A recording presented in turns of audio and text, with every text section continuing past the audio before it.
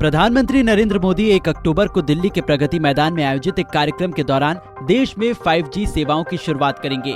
बता दें कि सरकार को 71% स्पेक्ट्रम के लिए रिकॉर्ड 1.5 लाख रुपए मिले हैं और इस नीलामी की दौड़ में 4 कंपनियां शामिल रहीं। मुकेश अंबानी की रिलायंस जियो सबसे बड़ी खरीदार बनी। कंपनी ने 88,000 करोड़ रुपए से ज्यादा के स्पेक्ट्रम खरीदे हैं।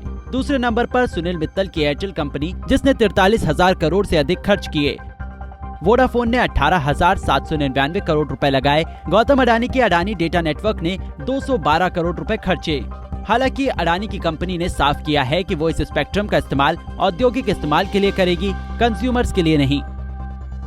गौरतलब है कि भारत में दूरसंचार कंपनियां लंबे समय से लोगों को 4G इंटरनेट की सुविधा मुहैया करवा रही हैं, जिससे लोगों को वाईफाई के अलावा मोबाइल नेटवर्क से भी तेज इंटरनेट स्पीड मिल रही है। लेकिन 5G सेवाओं के शुरू होने से भारत में इंटरनेट क्षेत्र में क्रांति आ जाएगी। ऐसे में 5G नेटवर्क आने से भारत में किस तरह से फायदा होगा, ये जानना जरूरी है।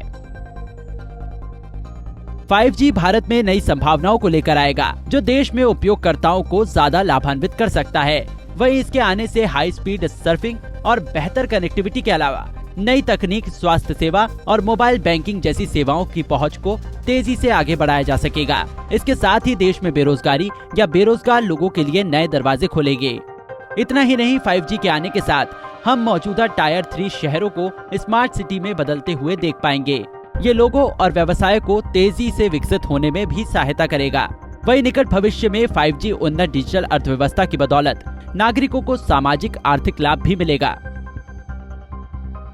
5G नेटवर्क चिकित्सा क्षेत्र में दूर दराज के इलाकों में उन्नत चिकित्सा प्रक्रियाओं को फैलाने में मदद करेगा। वहीं डॉक्टर अपने स्थान से ही सीधा रोगियों से जुड़ सकेंगे। साथ ही डॉक्टर सर्जनों को दूरस्थ सर्जरी करने में भी सक्षम बनाएंगे। इसके अलावा स्मार्ट चिकित्सा उपकरण जैसे कि इमरजेंसी की स्थिति में रोगियों को जल्द सलाह दे सकेंगे। 5G की नई तकनीक इंटरनेट ऑफ थिंग्स को भी अपग्रेड करेगी। उन्नत 5G राउटर से एक घर में स्मार्ट डिवाइसेस और अन्य दूसरे उपकरणों का नेटवर्क काफी मजबूत हो जाएगा। ये remote monitoring, smart agriculture, industrial automation और टेली हेल्थ जैसे क्षेत्रों में भी बहुत मददगार साबित हो सकता है। वही स्मार्ट RFID सेंसर और GPS की मदद से किसान पशुओं को भी ट्रैक कर सकते हैं। 5G नेटवर्क तो कल लॉन्च हो जाएगा, लेकिन नेटवर्क कंपनियों को कुछ खास चीजों पर ज्यादा ध्यान देने की जरूरत होगी। देश में पहले से ही मौजूद सभी नेटवर्क में कहीं न कहीं लोगों को दिक्कतों का सामना करना पड़ रहा है। कॉल ड्रॉप और इंटरनेट की धीमी स्पीड से लोग परेशान हैं। आज भी कहीं कहीं 4G नेटवर्क उस स्पीड से नहीं चलता जिसका वादा दूरसंचार कंपनियां करती हैं। इसलिए कंपनियों से सबसे पहले इसमें सुधार करने की जरूरत है। ये बात समय समय पर होती रही है कि भारत में 5G इंटरनेट सेवाओं को शुरू करने से पहले मौजूदा 4G नेटवर्क को ठीक करना बेहद जरूरी है। इसलिए भारत में अगर 5G नेटवर्क को पूरी तरह फैलाना है तो दूरसंचार कंपनियों को टेक्नोलॉजी को उपभोक्ताओं और नेटवर्क वाहकों के लिए वित्तीय रूप से सरल बनाकर समस्याओं का तुरंत समाधान निकालना होगा।